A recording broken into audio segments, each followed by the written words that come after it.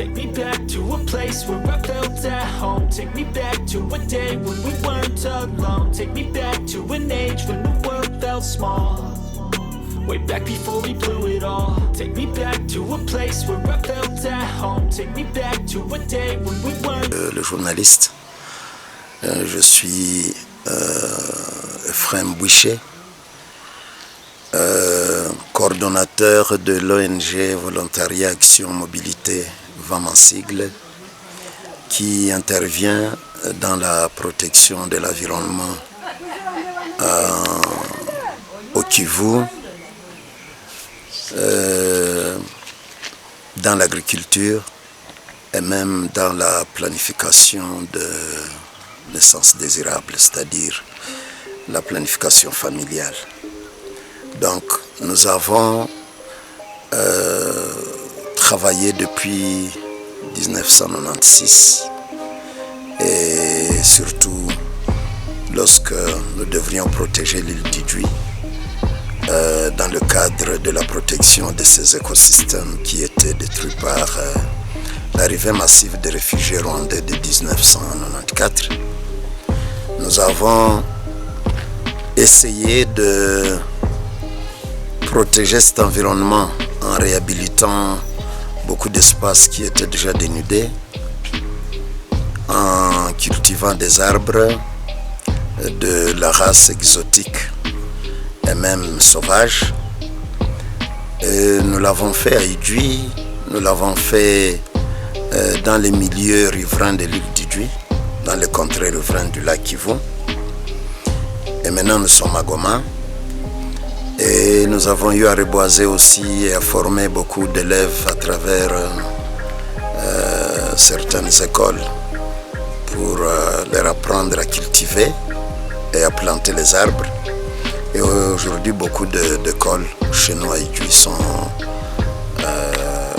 franchement reboisées. Mais comme il y a un grand mouvement mondial qui nous a demandé de lutter contre l'exploitation du pétrole dans le parc de Virunga, nous essayons aussi de mener des sensibilisations et de conscientiser les communautés riveraines du parc de Virunga pour qu'ils apprennent d'abord à protéger le parc, la faune et la flore du parc. Et nous menons une campagne auprès des autorités pour que le parc de Virunga ne soit pas l'objet d'extraction du pétrole, pour éviter que cela ne puisse occasionner des désastres dans beaucoup de familles. Mais je sais qu'il y a aussi la mie d'Avouna. Donc, ma mère, toi tu vives. La paresse tue. La paresse tue. La paresse amène le conflit. Inaleta mizozo. Kati ya majama. Na inaleta uwaji. Unasikia? Oui, mtoto alikuwa anabaka tomate hapa. Saa mingi. Un jour je suis venu ici, nikamuuzia yeye mama base yote ya tomate. Unasikia? Voilà, donc mjikazi.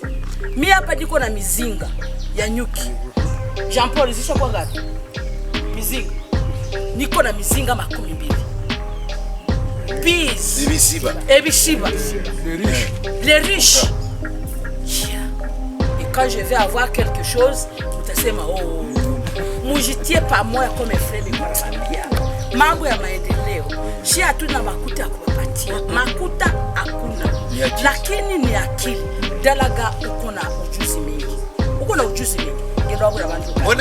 Alors, moi je vais partir, je vais chez moi, mais je vais revenir. Dayangu, mama yangu.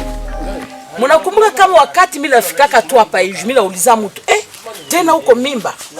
Uko na watoto ngapi? Nishakuwa na watoto 7. Nishakuwa na watoto 7. Etaje. Kisha mimi namwambia, watoto 7. Ile yote ni ngapi? Baba chance mimi nakuuliza mara mingi. Baba chance uko na watoto ngapi? Kwenos. Uko na watoto ngapi? 8 enfants. Watoto 8. Bale watoto munane munawaza watakomala namna gani? Munazaa watoto sana sana sana, na hiyo inaleta umaskini. Na wakati inaleta umaskini, sababu kila saa unaenda ku maternité unazala batoto, hauna kya kubakulisha, kya kubasomesha, kya kubavalisha, kya kuwatunzisha. Unasikia ile inakuwa shida. Na nafasi ya kuatia inakuwa shida. Wakati unazaa watoto vile wengi, hautayarishe maisha yabo ya kesho. Bengine banazaa watoto wanakuwa ba gouverneur, bengine banazaa watoto wanakuwa ba president de la republique. Maki munawaza hii mtoto mwenye kwa hapa, viens kuya dada, kuya inji.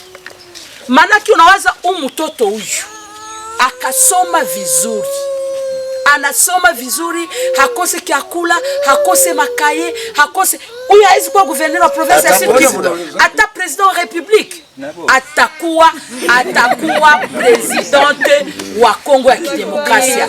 Lakini tunamtayarisha namna gani? Hakuna moyen. Tupange uzazi kuipanga iko ya lazima sana. Kwa kupanga uzazi, vituo vilishaka kuwa nyingi sana, na wanawaita kumafundisho, mwende mukasikie. Unasikia? Lazima wewe muke na bwana yako muikale muzungumuze, aba bana beshu tutawaweka namna gani? Je réponds au nom de Dr Safar et lui. Je suis médecin, directeur de cet hôpital. L'hôpital, on l'appelle Centre Hospitalier Bougaroula. Ça se retrouve dans le territoire d'Idjui, Chefferé Rubenga, principalement dans le groupement Bougaroula. Donc c'est un hôpital qui a pris le nom du groupement Bougaroula, Centre Hospitalier Bougaroula. En fait, d'après nos statistiques, on a trouvé que non, les gens, les mamans accouchent trop. Les mamans accouchent trop ici à Idjui. Parce que, imaginez-vous ici chez nous, les mois, nous pouvons enregistrer une affaire de, en moyenne, 130 accouchements les mois. 130 accouchements. Et ça, c'est ne fût-ce que pour cet hôpital. On n'a pas de données d'autres hôpitaux comme l'hôpital général de Monfou, le centre hospitalier de Nyakalenga, de Kirumba. Et là, on n'a pas vraiment d'autres données pour ces hôpitaux. Mais ici, chez nous, il arrive des moments où les femmes atteignent une affaire de 130 accouchements les mois. Donc on a compris que d'après ces données, que les femmes accouchent trop. Et vous trouverez que parmi ces femmes qui accouchent, il y a une qui peuvent même arriver à 12, 15 accouchements. 15 accouchements. Et ça fait peur, hein? Ça fait vraiment peur. Et vous allez trouver que dans les 15 accouchements, 15 enfants, c'est une famille, c'est un enfant qui peut naître dans une famille qui est vraiment démunie, qui sont vraiment pauvres. Et lorsque ces enfants naissent, on ne sait pas comment les faire étudier. On ne sait pas comment les faire étudier. Et vous trouverez d'autres qui peuvent rester même dans la rue. On peut même les appeler les enfants de la rue. Et d'autres s'occupent aussi des travaux champêtres. Imaginez-vous un enfant, parce que nous, lorsque quelqu'un est né, nous on s'attend que peut-être demain, après-demain, il peut même être ministre, président et être cadre utile à notre pays. Mais d'autres, ici on a compris que non, les gens naissent, ne fût-ce que pour peut-être s'occuper des travaux champêtres, et d'autres, tu verras tôt ou tard se retrouver dans la rue. Et ce qui fait assez que De notre côté, ça ne nous plaît pas. De notre côté, ça ne nous plaît pas. Et c'est pourquoi nous pouvons vouloir assez que nous puissions juste leur apporter soutien. Et dans le soutien, ça cadre aussi dans la sensibilisation. Le soutien se cadre toujours dans la sensibilisation, que les informations puissent aller de partout, afin que les mamans ne puissent pas mettre au monde beaucoup d'enfants. Je dirais que c'est ça. Maria Mwabarungu. Naishi Ngula, village Ngula, groupement Bugarula, territoire Diju. Sheferi Rubenga. Ninataka sema kumaongezi yenye tuliongea kuhusu maendeleo ya jamaa zetu. Wametuambia jinsi tunaweza lima kusudi tupate chakula ya kulisha watoto na kuwasomesha. Kwa kifupi, tumesikia jinsi tunaweza lima mboga mkiwanja, tutayarishe mboleo, tulime kiwanja, kila mboga zote zinaweza komala. Hakuna mtu mwenye anaweza kosa chakula kama iko na akili ya kufanya vile. Tukasikia tena kungambo ya ufugo.